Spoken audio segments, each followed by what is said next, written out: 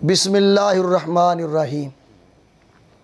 सही मुस्लिम की हदीस है, आप सल्लल्लाहु अलैहि वसल्लम का इरशाद है, ला तज़बहू इल्ला मुसिन्नह इल्ला अन युसरा अलैकुम फतज़बहू जज़अतम मिनज़्ज़ान।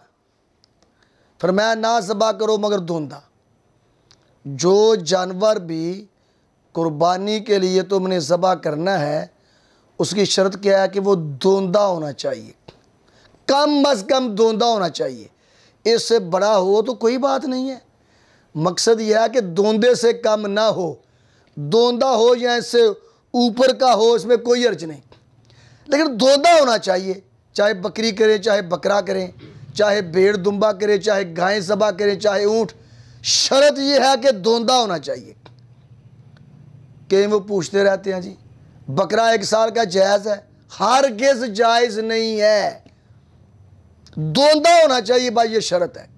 हाँ, 2 सूरतें हैं, अगर तुम्हें अपने इलाके से धुंधा जानवर मुयस्सर नहीं है, अपने इलाके से धुंधा जानवर नहीं मिल रहा, एक सूरत, या धुंधा जानवर जो है वो कीमती है, उसकी कीमत ज़्यादा है, आपके पास उतने पैसे नहीं हैं, तो इतनी सूरतों में भेड़ की किस्म से 1 साल का जायज़ है बस।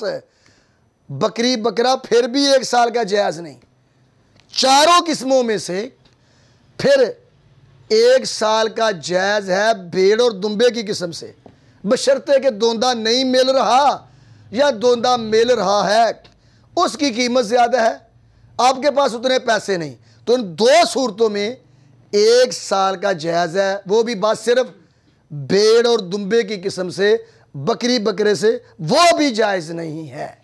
इस बात का खसूसी ख्याल रखें।